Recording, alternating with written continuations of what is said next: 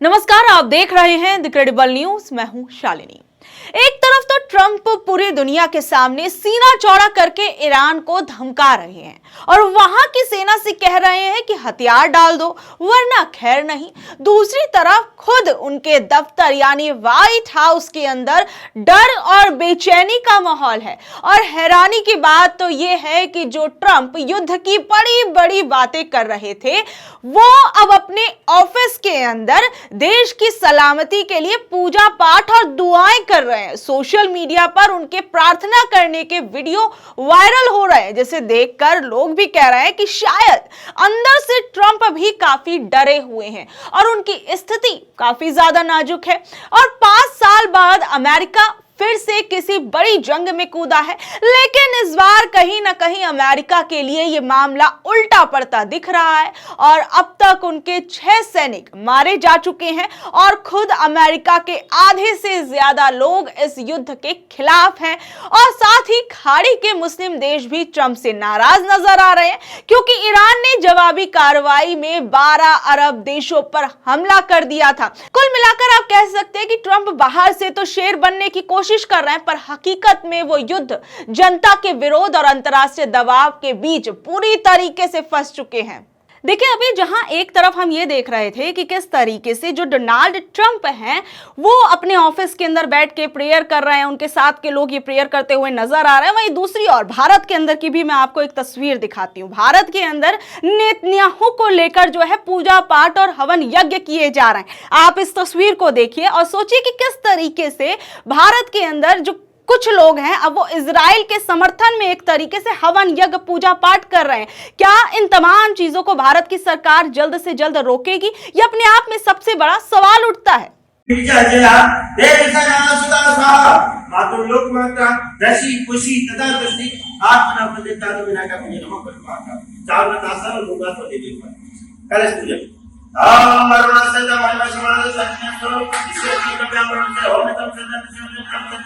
वहीं middle east में जारी ये जंग अब और भी ज्यादा खतरनाक मोड़ पर आ गई है, क्योंकि इसमें लेबनान का ताकतवर संगठन हिजबुल्लाह भी कूद पड़ा है। हिजबुल्लाह ने ईरान के सुप्रीम लीडर की मौत का बदला लेने के लिए इजराइल पर हमले शुरू कर दिए हैं, जिसके जवाब में इजराइल ने दक्षिणी लेबनान में भारी बमबारी की और अब दोनों तरफ से सीमा पर भारी सेना तैनात कर दी गई है, जिससे हालात काफी ज्यादा नाजुक होते नजर आ रहे हैं। वहीं इस बीच रूस के राष्ट्रपति व्लादिमीर पुतिन ने अमेरिका और इजराइल पर यह सीधा आरोप लगाया कि वो जानबूझकर पूरे इलाके को महायुद्ध की आग में झोंकना चाहते हैं। वहीं इटली जैसे देशों ने भी अमेरिका इजराइल की कार्रवाई को अंतर्राष्ट्रीय कानून के खिलाफ बता दिया है और खाड़ी के अन्य देश भी इस बात से डरे हुए हैं कि उन्हें जबरदस्ती इस लड़ाई में घसीटा जा रहा है, इसलिए वो अपनी आर्थिक योजनाओं और निवेश को रोकने पर विचार कर रहे हैं। यहां तक कि इराक के कुर्द नेताओं ने भी ये साफ साफ कह दिया है कि वो इस बर्बादी का हिस्सा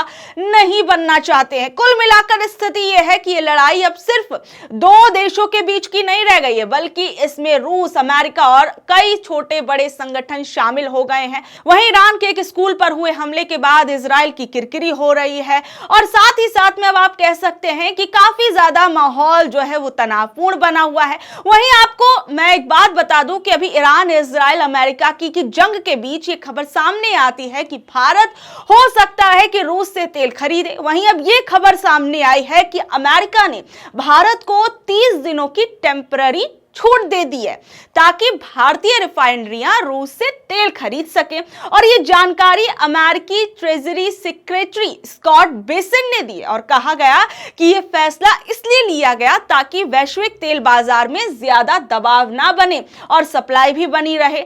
वहीं मिडिल ईस्ट में जिस तरीके से तनाव बढ़ रहा है उसकी वजह से बहुत से अहम तेल मार्गों में से एक स्ट्रेट ऑफ हॉर्मुज भी प्रभावित हो सकता है और अगर वहां से तेल की आवाजाही रुकती है तो पूरी दुनिया में तेल की कीमतें तेजी से बढ़ जाएंगी। ऐसे में अमेरिका चाह रहा है कि भारत जो है वो रूस से तेल खरीदे, लेकिन टेम्पररी समय के लिए। लेकिन इस फैसले के बाद भारत में एक अलग बहस शुरू हो गई है कि भैया क्या बार बार अमेरिका ये डिसाइड करेगा कि भारत को क्या करना चाहिए, क्या नहीं करना चाहिए, किससे तेल खरीदना चाहिए, किससे तेल नहीं खरीदना चाहिए?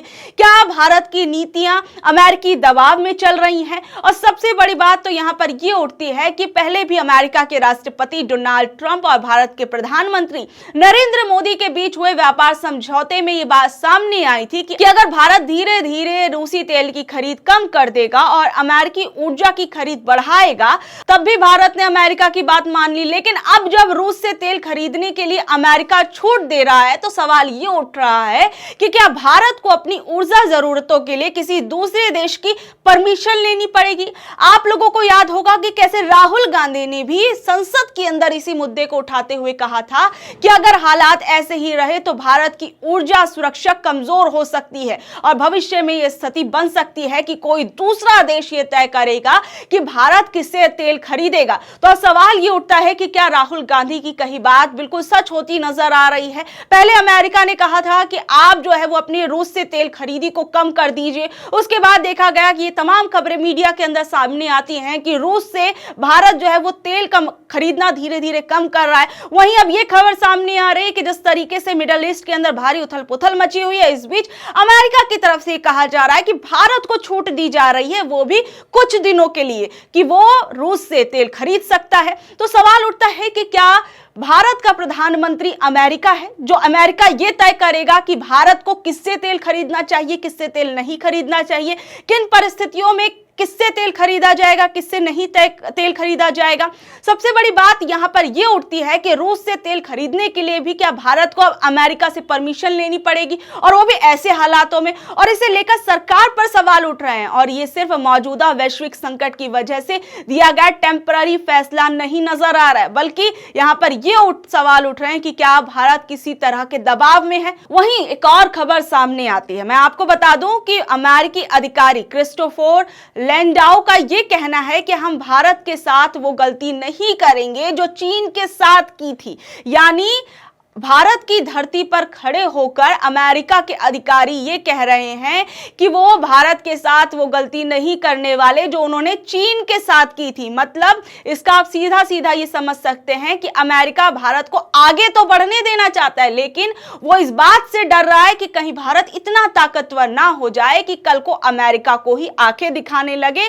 और जो ये बात कही गई है वो मैं आपको बता दूं कि भारत के सबसे बड़े मंच रायसीना डायलॉग में कही गई है और ये बात खुलेआम कही गई है। यहां पर सबसे बड़ा सवाल ये उठता है कि क्या अमेरिका को ये पता है कि भारत इस समय युद्ध और तेल की जरूरतों की वजह से दबाव में है, इसलिए वो अपनी मनमानी शर्तें थोप रहा है? क्या वो दोस्ती और फायदे की मीठी मीठी बातें कर रहा है, लेकिन असल में वो भारत के हाथ बांधना चाहता है ताकि हम जो है भारत जो है वो दबाव में लगातार काम करता रहे? और सबसे बड़ी बात यहां पर यह उठती है कि क्या भारत इस अमेरिका की दादागिरी पर चुपचाप बैठकर तमाशा देखता रहेगा या फिर अमेरिका को मुंह तोड़ जो है वो जवाब दिया जाएगा? कुल मिलाकर आप देख सकते हैं कि किस तरीके से एक तरफ ये खबर सामने आती है कि अमेरिका जो है वो भारत को ये कुछ दिनों के लिए टेम्पररी तौर पर जो है वो तेल खरीदने की इजाजत दे रहा है। वहीं दूसरी ओर अमेरिकी अधिकारी का जो है ये बयान सामने आता है। ये अपने आप में तमाम चीजें बता रही हैं कि किस तरीके से बार बार अमेरिका जो है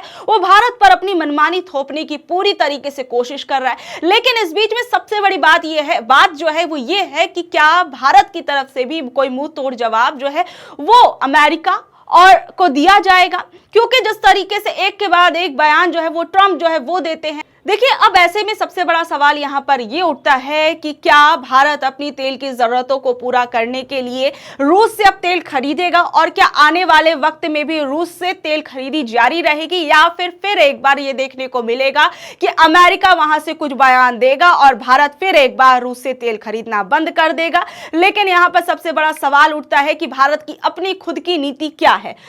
तो बहरहाल आप लोग इस बारे में अब क्या कुछ कहेंगे नीचे दे कमेंट बॉक्स में जरूर बताइएगा और ऐसी अपडेट से जुड़े रहने के लिए देखते रहिए द क्रेडिबल न्यूज। मैं हूं शालिनी, धन्यवाद।